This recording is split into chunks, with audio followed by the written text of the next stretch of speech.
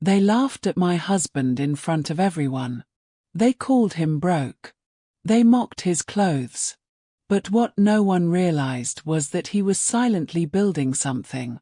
And when he finally spoke, just one calm sentence, he didn't just silence them, he owned them. My name is Julia, and this is how one quiet man taught the world never to underestimate silence. You know that moment when everyone in the room laughs, except you, because you know something they don't? That was me.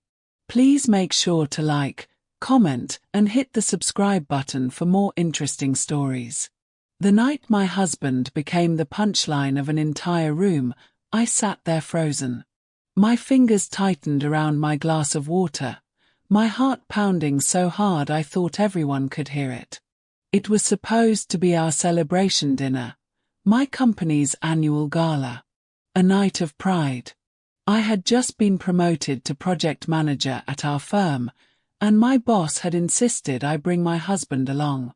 I remember him walking in beside me, quiet, unbothered, wearing that same old navy blue suit he'd worn to every event since our wedding. It wasn't fancy, not like the designer tuxedos everyone else had on. But that was Daniel, simple, composed, and humble to a fault. The laughter started small. A few whispers. Then it grew louder, sharper. Is that the husband? I heard one woman snicker behind me. He's still unemployed, right? Another voice chimed in. Oh, poor Julia. Beautiful wife, unlucky match. I smiled painfully, pretending not to hear, but each word pierced me like glass. I looked at Daniel. He wasn't frowning, wasn't angry. He just stood there, still as a mountain, his eyes scanning the room with quiet calm. He looked like a man who knew something the rest of us didn't. Then someone, my boss's arrogant son, Ethan, walked up to us with a smirk. Well, Mr. Julia, he said mockingly, I heard you're still figuring things out. Must be tough living off your wife's paycheck. The room erupted in laughter. I wanted to melt into the floor. But Daniel didn't react. He didn't flinch, didn't defend himself. He just smiled faintly, and said one calm sentence that made the entire hall go silent. It was that sentence, simple, measured, yet powerful, that turned the tables on every single person there. And from that moment, our lives were never the same again. You see, Daniel was never the kind of man who needed to prove himself. When we first met, he wasn't rich, but he had vision. He used to tell me, success isn't about being seen, it's about being prepared when no one's watching. But lately, that vision had started to fade, or so I thought. For 2 years, he'd been working late nights, always locked in his home office, refusing to tell me exactly what he was doing. I assumed it was another one of his failed startups. Our bills were piling up. My income barely covered rent and groceries. And tonight, surrounded by sneering colleagues and whispering guests, I couldn't help but wonder if I'd been foolish to keep believing in him. Julia, are you okay? My friend Ava whispered beside me as we sat at the dinner table. I'm fine, I lied. Just tired. But the truth was, I was humiliated. Everywhere I looked, I saw people glancing at us with smug pity. Daniel sat quietly at my side, his eyes calm but unreadable. He didn't touch his food. He didn't speak. He just waited. Then Ethan, the boss's son, stood up with a microphone. Before we toast to tonight's success, he announced, let's give a round of applause to the real hero behind Julia's promotion, her husband, who's apparently still looking for his big break. Laughter thundered through the room. My hands trembled under the table. I could barely look at Daniel. He didn't deserve this. But before I could speak, he stood up slowly, straightened his jacket, and turned toward Ethan with that calm, piercing stare. He walked to the microphone, each step echoing in the now silent room. Then, in a voice so steady it sent chills down my spine, he said, "You shouldn't laugh at a man just because he's quiet, Ethan. Sometimes, silence means he's letting the numbers speak for him." The crowd blinked, confused, until Daniel continued, calm, composed, devastating. "And since we're talking about success, I suppose it's only fair you all know that your father's company, the one hosting this gala, was acquired 3 hours ago. The buyer." He paused, looking right at Ethan. "My firm." The room fell deathly silent. Forks stopped mid-air. The laughter choked out. And I just sat there, staring at my husband, my mysterious, quiet husband, as realization hit me like a wave.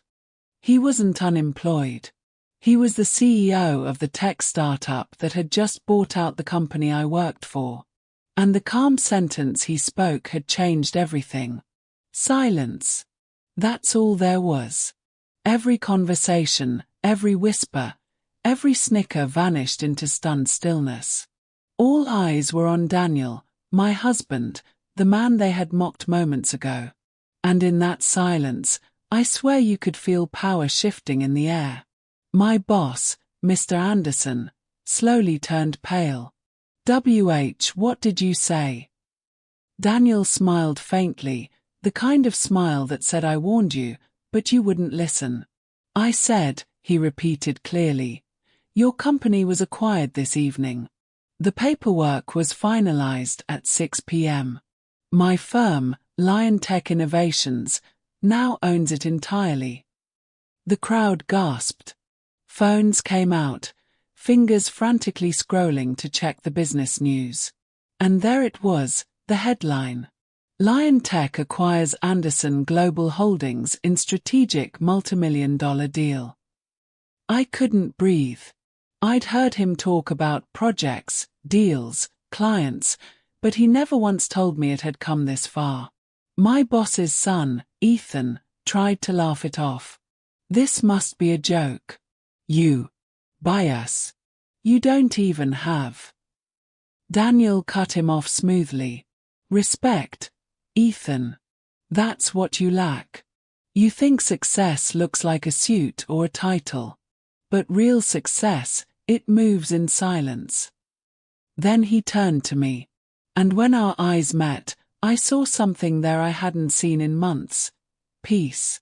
As if all those nights he stayed awake weren't for nothing. He gently took my hand. "Julia, I'm sorry you had to sit through this.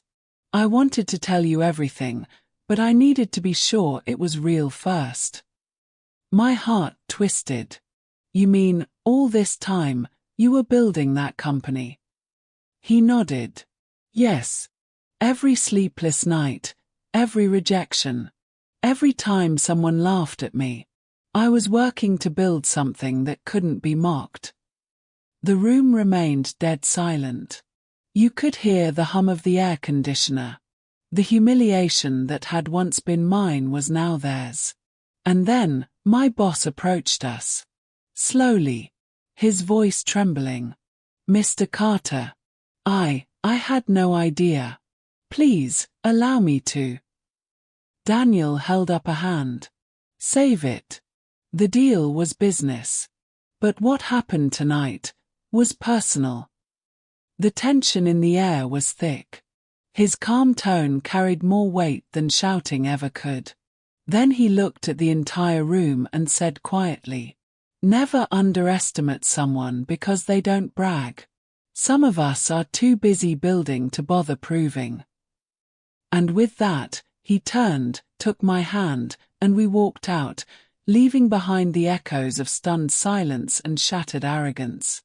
That night, when we got home, I sat on the couch still shaking. He poured me a glass of wine, then sat beside me like nothing extraordinary had happened. But to me, everything had changed.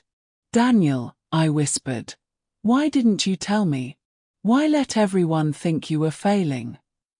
He exhaled slowly. Because, Julia, I needed to learn who you'd be when I had nothing. And who they'd be when they thought I was nobody. I blinked, my heart tightening. So all that time, you were testing people? He nodded. In a way. I wanted to know who respected character more than status. You did. They didn't. I didn't know whether to cry or to hug him. So I did both. And for the first time in years, I realized Daniel wasn't just brilliant. He was wise. He hadn't been silent because he was weak. He was silent because he was strategic. The next morning, the headlines had shifted again. Unknown founder stuns industry. Lion Tech CEO revealed as unemployed husband from viral gala clip. The video had leaked. Someone had recorded the entire confrontation. Overnight, millions of people watched the mocked husband turn the tables with one calm sentence. By sunrise, Daniel's name was trending globally. And for once, it wasn't ridicule. It was respect. Weeks passed. The people who mocked him, they apologized. My boss offered me a higher role, probably out of guilt. Ethan vanished from the office entirely. But what stayed with me most wasn't the victory, it was the lesson. I remember asking Daniel one evening, would you do it the same way again? The silence, the secrecy. He smiled faintly. Yes. Because truth has more power when it arrives quietly. I thought about that every day after. Now, whenever people whisper or laugh behind my back, I remember that moment. The moment my husband, mocked by everyone, spoke one calm sentence that silenced an entire room. And every time I look at him, my quiet, unshakable husband, I realize the loudest people in life rarely hold the most power. Sometimes, the most dangerous person in the room is the one who doesn't need to speak at all.